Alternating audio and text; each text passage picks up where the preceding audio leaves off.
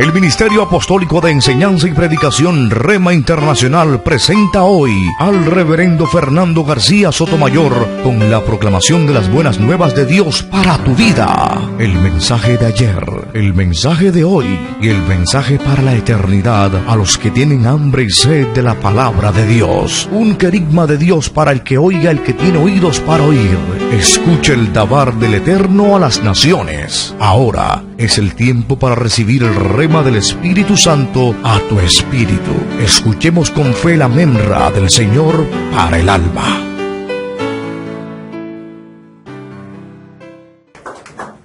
Les invito a que me acompañen a la lectura de la palabra de Dios.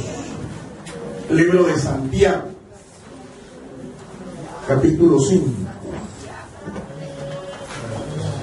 y el versículo 16. Santiago, capítulo 5, versículo 16. Confesaos vuestras ofensas unos a otros y orad unos por otros para que seáis sanados. La oración eficaz del justo puede mucho. Esa frase, la última frase, repítala por favor y dígala conmigo, dígala con el lector también. La oración eficaz del justo puede mucho. Amén. Dios nos bendiga por medio de su palabra. El título de esta disertación: el poder de la oración en el evangelismo. El poder de la oración en el evangelismo. Acompáñenme a orar y vamos a pedirle al Señor que nos hable en esta mañana, que abra nuestro entendimiento espiritual. ¿Ven? Estamos de acuerdo en que la Biblia se entiende espiritualmente. Por eso hay que pedirle al Señor, Espíritu Santo, que fue quien la inspiró, que nos ilumine el corazón para entender su palabra. Ore junto conmigo. Padre, en el nombre de Jesús, te damos gracias, Señor, por tu palabra, porque tu palabra es bendita, es viva y es eficaz. Nos acercamos a ti en el dulce nombre de tu Hijo amado, por Señor Jesucristo, para rogarte, Señor, que abra nuestro corazón y nuestro entendimiento espiritual mientras estamos compartiendo tu palabra, meditando en ella. Danos sabiduría y entendimiento para exponerla y capacidad espiritual para entenderla. Te lo rogamos, Señor, en el nombre de Cristo Jesús. El pueblo del Señor dice amén. Bien, amados, la evangelización es una dinámica que produce el Espíritu Santo en el corazón, en la voluntad de cada creyente. Si no fuera por el Espíritu Santo, a ningún creyente le nace evangelizar. Eso es algo que va muy ligado con el hecho de que es una dinámica espiritual que la produce el Espíritu Santo. Nuestra carne, nuestra voluntad, nuestro corazón no produce el sentir, el deseo, ni mucho menos la disposición de evangelizar, de compartir las buenas nuevas. Esto ocurre cuando el Espíritu Santo ha ministrado en nuestro corazón. Ahora, cuando una iglesia tiene éxito en su tarea evangelizadora, este éxito no se debe a la efectividad de sus estrategias, ¿sí? Un buen diseño de un buen plan, ni ninguna otra cosa, ni a los recursos con los que dispone, ni de pronto el mercadeo con el que lo hace, ¿sí? Algunas iglesias tienen la capacidad de poder invertir grandes sumas de dinero en la evangelización, y lo hacen a través de los medios masivos de comunicación, radio, televisión, internet, vallas publicitarias, prensa escrita, volantes, literatura impresa. Pero, una vez más, reiteramos, el éxito que la iglesia tiene en esta tarea evangelizadora nunca se va a deber a estos elementos. El profeta lo dijo bien claro: no es con espada ni con ejércitos, mas con su Santo Espíritu. ¿Cuánto dan gloria al Señor? En la tarea entonces de evangelizar, la oración es un poderoso elemento que desata el poder del Espíritu Santo. La iglesia primitiva tuvo éxito en su tarea evangelística porque era una iglesia de oración, una iglesia que oraba por sus dirigentes, oraba por aquellos que tenían necesidad. En una ocasión el apóstol Pedro fue puesto preso por predicar el evangelio, y mientras que Pedro estaba allí custodiado fuertemente en una cárcel, la iglesia, dice la escritura, que hacía oración sin cesar a Dios por él. Y como resultado de esa intercesión poderosa, el apóstol Pedro fue liberado de una manera maravillosa de la cárcel. Así que la iglesia primitiva, la primera iglesia cristiana, tuvo éxito en su tarea evangelizadora porque era una iglesia que oraba. Y la oración desataba el poder del Espíritu Santo. Milagros, señales, prodigios ocurrían. Y la gente se convertía al Señor. Y el Señor añadía a la iglesia cada día los que habían de ser salvos. Vamos a ver en el día de hoy un cuadro general de la necesidad de orar para ver resultados en esta tarea gloriosa. Ahora rato la hermana estaba hablando de la necesidad de involucrarse y estaba animando a los hermanos que no se han involucrado para que se involucren en este ministerio de la intercesión. No es un ministerio tan popular. Sí, aquí eso lo sabemos ya por experiencia, que esta es una de las cosas que más necesita la iglesia, pero menos hace. La necesidad de orar, de ayunar, de interceder.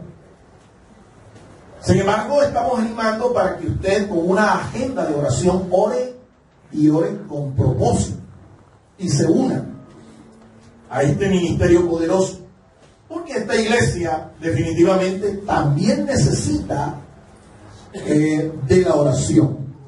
Sus dirigentes, sus pastores, sus ministros, todos los colaboradores de acá, de este lugar, necesitamos también de la oración. Y yo necesito de su oración. Mi esposa necesita de su oración. Y cada uno de ustedes necesita de la oración de su hermano que tiene ahí a tu lado. Amén. Y estamos llamados a eso, a orar los unos por los otros. Entonces vamos a ver un cuadro de esa necesidad de orar para ver resultados en esta tarea, la tarea de evangelizar. Número 1. La oración es una necesidad.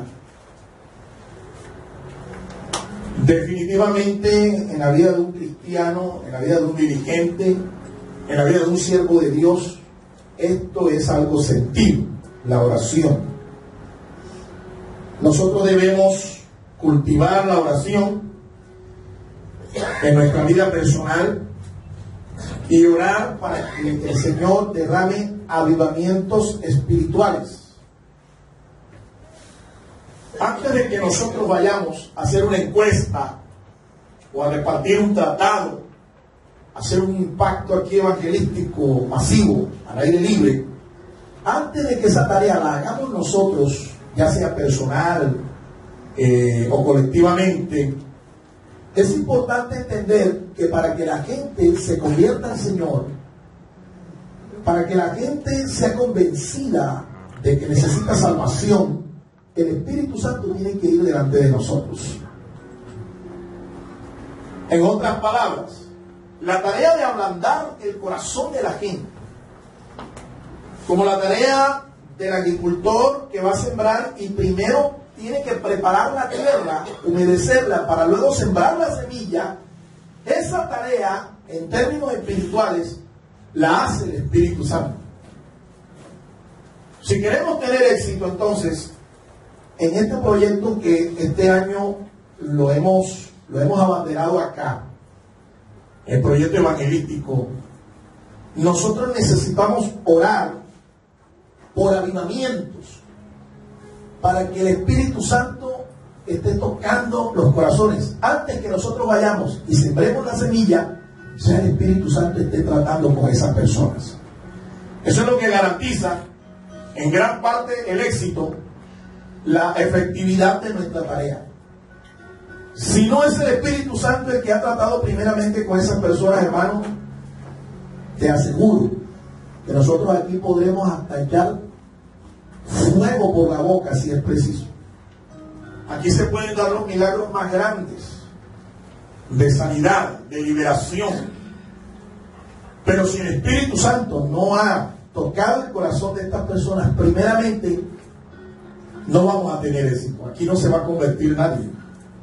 La iglesia no va a crecer. Pero si oramos, seguramente el Señor va a escuchar nuestra oración y va a producir estos avivamientos que estamos esperando. Nosotros debemos orar también por nuestras necesidades individuales, las necesidades de cada uno. En esa agenda que hemos diseñado, allí se está orando por las necesidades personales de cada miembro de esta congregación. Se está orando por las necesidades de otras personas. Seguramente habrá gente en la encuesta que nos dirá: por favor, como iglesia, necesito que ustedes oren por esto y por esto y por esto.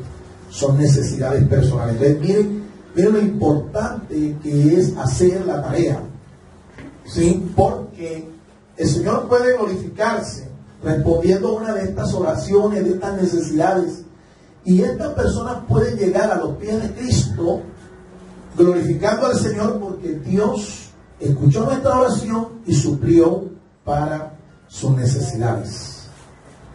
De pronto algunos incluso ni se convertirán, pero hemos hecho la tarea, que es lo importante, y Dios no demandará de nuestras manos el alma de estas personas. Nosotros ya hemos cumplido con nuestra responsabilidad. Estamos seguros de que Dios se va a glorificar en esto, hermano. Por eso estamos animando para que toda la iglesia se vincule. Debemos orar también por los obreros cristianos, para que Dios envíe obreros, para que el Señor esté enviando gente. Escúchenme, en el proceso de llevar el Evangelio, hay una serie de dinámicas que ocurren antes de nosotros enviar a alguien, a un misionero, que haga la tarea evangelística. Usted primero, antes de compartir las buenas nuevas, usted obviamente tuvo que ser salvo. Y ese es el primer paso y el más importante de nuestras vidas. Aceptar a Cristo como nuestro Señor y nuestro Salvador personal. Hacemos esa decisión de fe y comenzamos a venir a la iglesia. Y viene una segunda fase, viene un segundo proceso. El segundo proceso es el proceso del discipulado. Allí nos consolidamos en la fe. Allí crecemos en la fe. Allí comenzamos a madurar en la fe. Allí nosotros comenzamos a crecer espiritualmente. Comenzamos a sanar, porque muchos llegamos a la iglesia completamente reventados, ¿sí? Y necesitamos, ¿verdad?, reparación.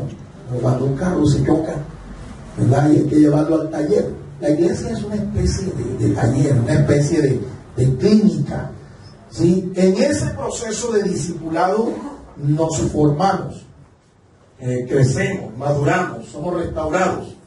Y luego viene un proceso al que el Señor nos llama, ¿sí? Ese proceso es un proceso ya misionero. Allí somos enviados. La iglesia nos envía.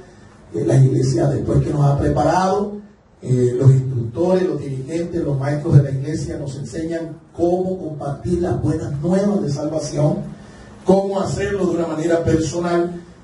Ya en ese proceso muchos están, ¿sí? Y lo cierto es que para poder ir tenemos que ser enviados.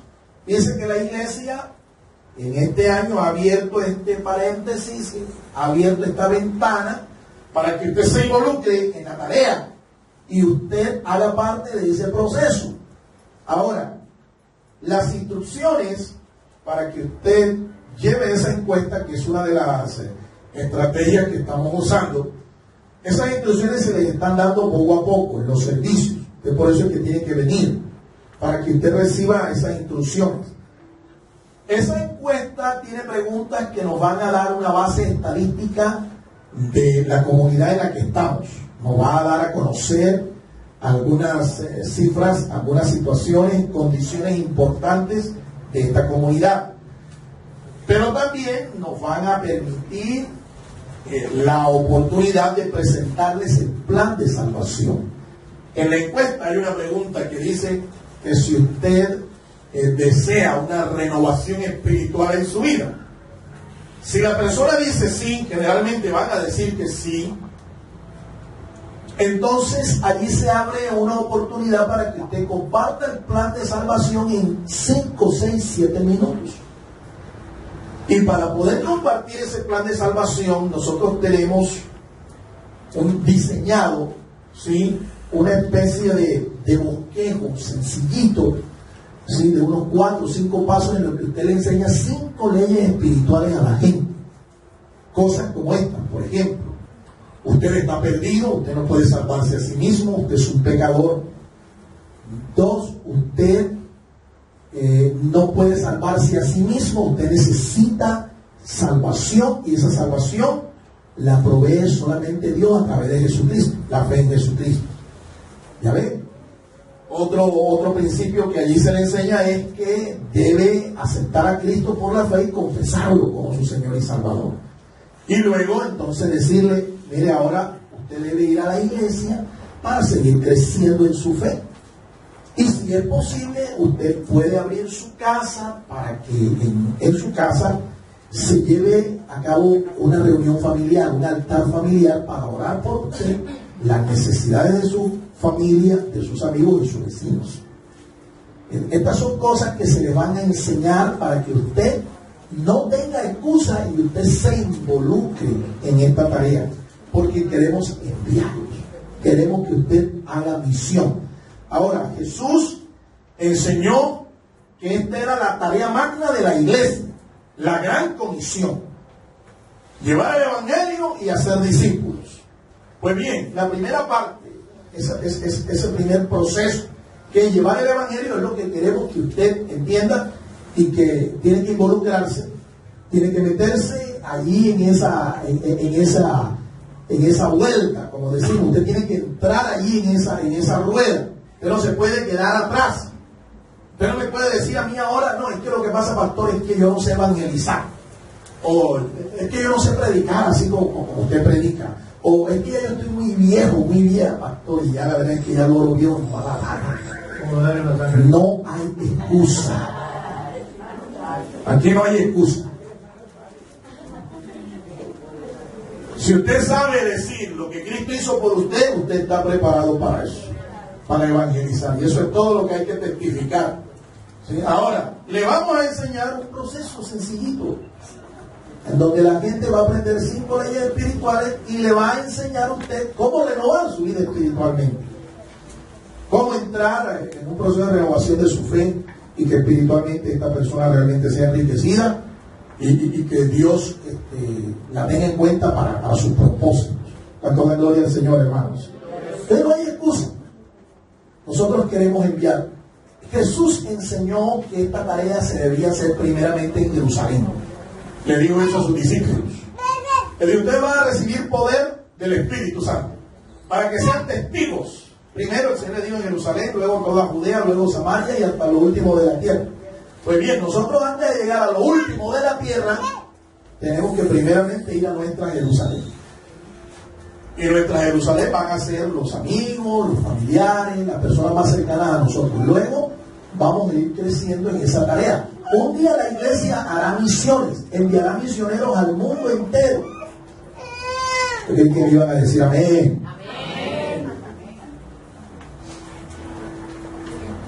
Pero ya eso será una fase final de nuestra tarea aquí como una iglesia evangelizadora. Amén. Será una tarea final. Primero hay que empezar por lo nuestro, lo que tenemos aquí cercano. Aquí tenemos una comunidad, se llama el barrio del Parque, y aquí estamos seguros de que Dios tiene pueblo todavía. Aquí hay gente todavía en esta comunidad que son del Señor, pero hay que irlos a buscar. No podemos seguir esperando a que ellos vengan. Hay que irlos a buscar.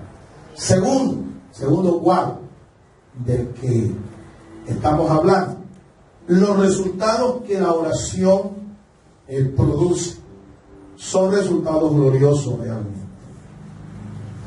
Dios abre o obra a través de nosotros. ¿Cuántos creen que Dios te puede usar, hermano? ¿Tú quieres que Dios te use? Debes creer que Dios quiere usarte. Eso es lo primero. Si tú no crees que Dios te puede usar, nunca te va a usar. Y Dios quiere obrar a través de nosotros. La oración y la alabanza producen efectos en la tarea evangelística. La oración y la alabanza. Estamos consolidando el ministerio de oración, de intercesión. Tenemos ahí 2 personas ya. Tenemos un espacio los sábados para ayunar y respaldar este ministerio. Pero este ministerio no solamente debe ser de 2. Aquí hay que involucrarse, hay que meterse. ¿Sí? Ahora, en cuanto a la alabanza, este es un ministerio que también estamos consolidándolo acá en la congregación. Ustedes ven, por ejemplo, al principio, el grupo, el coro, los hermanos que cantaban, no tenían ni quien los presidiera. Ya tenemos a alguien que los presida, nos maneja el control, el sonido, que preside las reuniones, los ensayos, y ya no es como antes, ¿no? Se les decía, miren, empiecen en re, y ellos empezaban sí en re, pero enredados. Ya más o menos entienden. Unos decían, bueno, yo canto, pero no es por fa, hermano Jason, yo canto por fe. Ya estaban consolidados, ya se oye mejor el grupo de alabanza, y la idea es que un día nosotros tengamos un ministerio de alabanza y de adoración poderoso aquí en este lugar. Amén. Ya saben cantar un poco mejor con las pistas. Ya se defienden, ya no estamos doblando a Marco Huida, a Juan Carlos Alvarado, ni a ninguno de estos ministros de alabanza y de adoración, a Daniel Montero, etc. Ya están cantando con las pistas. Eso está bien, y vamos de menos a más. Entiéndase, hermano, que este ministerio no es un relleno, no es para entretener a la congregación. Esto es parte de los elementos que tenemos que usar en la tarea evangelística. El miércoles acá vamos a cantar seguramente unos coros evangelísticos con el mensaje de salvación de Jesucristo, pero cantado. Y eso es poderoso, eso toca el alma, toca las emociones, toca el corazón de la gente. Muchos incluso van a llegar a los pies de Cristo solamente por el mensaje que una canción les va a ministrar. La alabanza es poder de Dios, hermanos. Y este ministerio también poco a poco va a ir creciendo. Lo vamos a ir consolidando con la ayuda del Señor hasta que nosotros tengamos un poderoso ministerio aquí de alabanza y de adoración como soporte de la tarea evangelística. Dios obra también en otros, ¿sí? No solamente obra en mí, sino también en otros, ¿sí? Cuando nosotros oramos y alabamos al Señor, mira lo que Dios puede hacer. Dios obra en la gente. Dios obra en las circunstancias. Dios toma las circunstancias mismas y las convierte en una bendición. Hay mucha gente que está desesperada. Hay mucha gente que en el mundo tú la ves con una cara alegre, sonriente, pero realmente sus corazones están llorando, están en angustia. Hay muchas formas en que la gente trata de mitigar la situación espiritual, la condición espiritual en la que se encuentra. Otros lo hacen mostrando una especie de coraza, de arrogancia o de cierta autosuficiencia.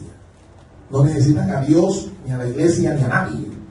Eso dicen, y se revisten de eso. Pero cuando tú ves que ese pecho se hincha de arrogancia, de autosuficiencia, recuerda, mi amado hermano, que muchas veces no es la arrogancia, no es la autosuficiencia la que está hinchando ese pecho, sino la angustia.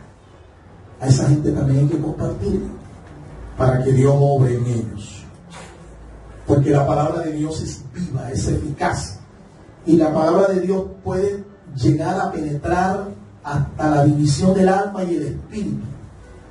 El Señor los puede iluminar, les puede ministrar. Dios puede obrar en cualquier circunstancia difícil, cualquier tormenta, cualquier situación angustiosa, cualquier crisis, ya sea económica, familiar, cualquier problema.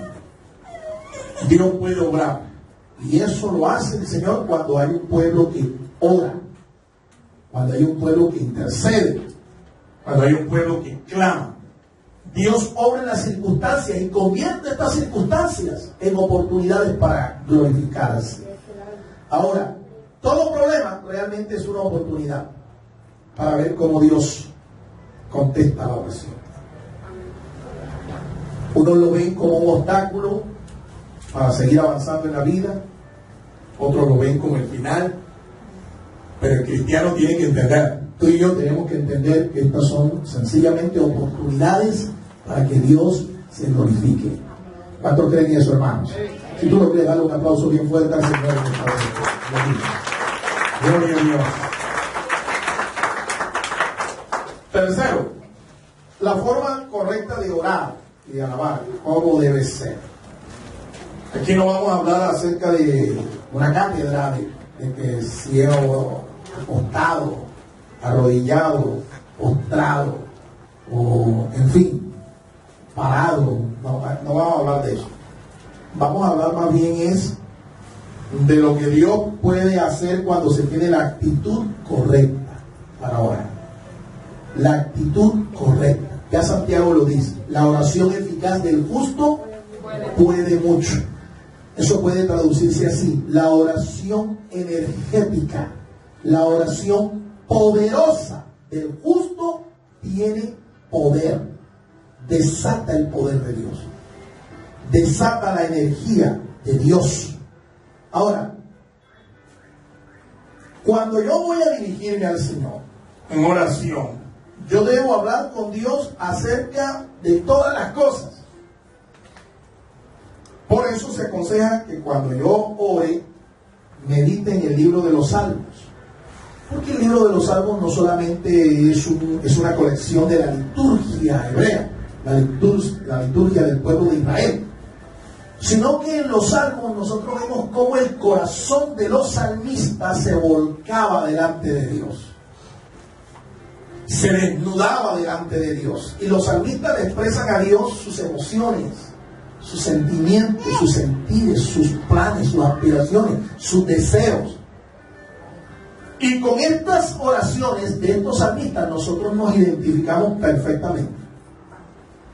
Hay ocasiones en que nosotros sentimos que Dios tiene que obrar en contra de los enemigos, y que Dios tiene que, hasta, como decía David en una oración imprecatoria, oraciones que invocaban la ira de Dios sobre esta gente, sobre los enemigos del Señor. Señor, devuelve el gozo, dale con el mismo garrote, Señor, devuélvele con el mismo balde, Señor.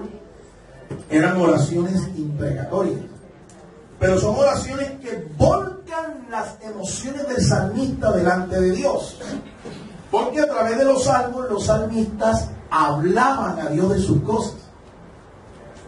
Por eso es que el Salmo o los Salmos, el libro de los Salmos, sirve mucho para orar, para meditar, para reflexionar en el Señor. Cuando usted vaya a orar por alguna necesidad, aférrese de la palabra, y en especial del libro de los Salmos. En la oración correcta, nosotros debemos pedir a Dios el Padre en el nombre de Jesús. Recuerde que Él es nuestro mediador entre Dios y los hombres, y Él mismo lo enseñó. Cuando ustedes oren, pidan en mi nombre. Hasta ahora ustedes no han pedido nada en mi nombre, pero de aquí en adelante ustedes pidan en mi nombre. Por eso es que nuestras oraciones siempre deben terminar con esa frase: Señor Padre, oramos a ti en el nombre de Jesús. ¿Qué es lo que estamos diciéndole a Dios el Padre ahí? Estamos diciéndole a Dios el Padre que tenga en cuenta nuestros pedidos, que tenga en cuenta nuestra oración, que tenga en cuenta nuestras necesidades, no por nuestros méritos, no por nuestras capacidades, no por nuestra condición, sino por los méritos de nuestro Señor Jesucristo. Ahora le doy un secreto aquí espiritual. Algunos ya saben, otros no. ¿Cuántas promesas hay en la Biblia? ¿Cuántas promesas hay? Más de 8,000 promesas. Más de 8,000 promesas hay en la Biblia.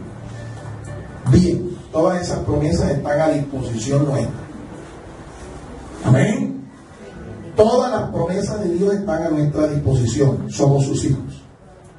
Y Dios ha prometido a cada uno de sus hijos bendecirlos. Eso dice su palabra. Pero bien, ¿cuál es el secreto? El secreto es el siguiente: la fidelidad de Dios a sus promesas se debe al hecho de que en realidad todas las promesas de Dios no son hechas a sus hijos adoptados en Jesucristo. En realidad las promesas de Dios todas son hechas es a su Hijo amado, el unigénito del Padre. Todas las promesas de Dios, el apóstol Pablo revela, son en Él sí y en Él amén. Dice, para la gloria de Dios. Pero se cumplen en nosotros, las disfrutamos nosotros porque por la fe somos hermanos de nuestro Señor Jesucristo, miembros de la familia de Dios y coherederos juntamente con Él de todas las promesas de Dios el Padre. ¿Estás entendiendo lo que te estoy diciendo?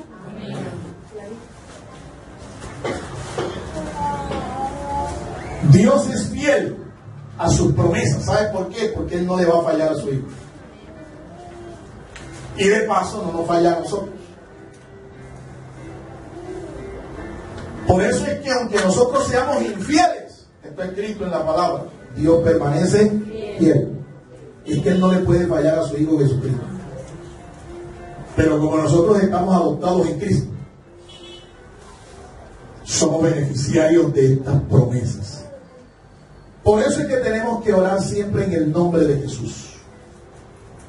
Orar siempre en su nombre. Ahora, al orar, nosotros debemos creer y alabar a Dios. El que se acerca a Dios en oración debe creer que Dios es real. Y no solo eso, sino que Dios es galardonador de los que le buscan. Si tú te acercas al Señor en una actitud dubitante, dudosa, incrédula, tú no vas a recibir nada de Dios. Santiago dice bien claro que el que duda en su corazón es como la onda del mar. ¿Entiendes? Que va y viene, es inconstante. Él es de doble ánimo. No podemos recibir de parte de Dios ningún galardón, ninguna respuesta, si nosotros al acercarnos a Él no lo hacemos con fe. Ahora, debemos también ser persistentes en la oración. Fíjate que yo no te estoy hablando aquí de ninguna posición especial que tú tienes que adoptar para que Dios escuche tu oración, para que Dios responda a tu oración. No, estoy hablando es de la actitud correcta. La actitud correcta. Cuando tú te acercas al Señor en oración, debes ser persistente. En la Biblia hay un ejemplo de una mujer que persistió y persistió y persistió ante un juez que era injusto, que no tenía a Dios ni tenía hombre alguno. Pero fue tanta su insistencia que aquel juez, cansado, aburrido, harto, le dijo: yo voy a tener que responderle a esta mujer. Y Jesús dijo: si eso hizo ese juez que es injusto, ¿cuánto creen ustedes que no hará vuestro Padre Celestial si ustedes son perseverantes en la oración? Ahora, algunos hermanos creen que Dios es como el Nescafé. Bien. Que es como todo esto, la leche está en polvo. Eso es cuestión de que yo ore y enseguida está allí. En esto media, hermano, el tiempo de Dios. Hay que tener paciencia para saber esperar el tiempo de Dios. Dios no se puede acomodar a nuestro calendario, a nuestro cronómetro. Señor, te doy tanto para que respondas. Si no responde, ya sabe, como un hermano dijo, que él oró a Dios y le dijo: Señor, yo te pago los diezmos si tú a mí me prosperas y me bendices. Si no me bendices y me prosperas, no te los pago más. Oye, y el hombre estuvo un año siendo fiel, pagándole al Señor los diezmos y las ofrendas. Al año siguiente, como vio que Dios no le dio ni casa, ni carro, ni nada de lo que estaba pidiendo, digo: no te pago más los diezmos. Y no le pago más los diezmos al Señor. Hoy en día tiene Alzheimer. Lo ves todo. ¿Eh? Sí, no tiene carro, pero tiene.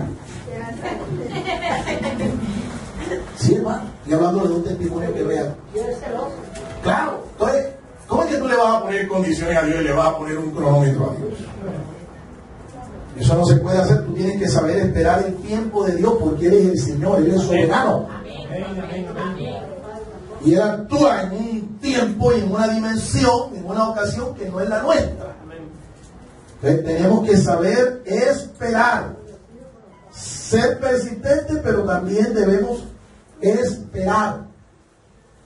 Alabado sea el nombre del Señor. Ahora, debemos orar a solas y con otros también. A solas, la oración devocional, la oración privada. Se puede hacer en familia, se puede hacer a solas. ¿Verdad? Si tú tienes una familia donde hay más de un cristiano, deberías hacerlo en familia. Si eres el único cristiano, bueno, te va a tocar a solas, en privado, ¿verdad? Pero también hay ocasiones para orar en público, para orar colectivamente. Y ambas oraciones son importantes, ambas formas de orar son importantes. Cuando nosotros oramos en público, de todas maneras, aunque se ore colectivamente en una congregación, alguien debe presidir la oración, porque si no se nos forma esto un mapaleo, un enredo, ¿verdad? Y alguien ha dicho: no, lo que pasa, hermano, no hay problema, Dios escucha todas nuestras oraciones, Él no sufre de nervios como para ponerse nervioso si alguien grita, si alguien llora. Sí, pero es que también dice las Escrituras que debemos hacerlo todo decentemente y en orden. Por el testimonio de los que nos están rodeando, tenemos que hacerlo decentemente y en orden. Alguien tiene que presidir, alguien tiene que dirigir la oración y el pueblo dirá amén. Eso es. Ahora, también debemos dejar que el Espíritu Santo nos ayude a orar. Hay ocasiones en que nuestras palabras se quedan cortas, se quedan escasas para pedirle a Dios en oración. Entonces, fue mi experiencia por algún tiempo en que yo oraba siempre por lo mismo, y la oración, cada vez que yo me acercaba al Señor, se volvía algo así como la repetición de la repetidera. ¿Entienden? Y me di cuenta de que ya se estaba volviendo la oración algo rutinario, algo mecánico.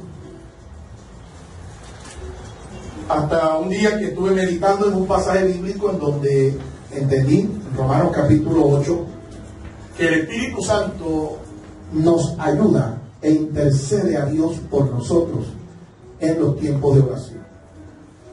Que había que aprender a orar en el Espíritu. Judas dice eso. La carta de Judas enseña que hay que orar en el Espíritu Santo. Esa oración en el Espíritu es una oración poderosa, una oración eficaz. Generalmente se hace en una lengua desconocida para nosotros, una lengua inspirada del Señor. O a veces incluso se llega a un nivel en el que ni siquiera se usan palabras, sino gemidos. Gemidos indecibles. Gemidos que no se traducen. Esa oración la dirige el Espíritu Santo y la hace en la perfecta voluntad de Dios.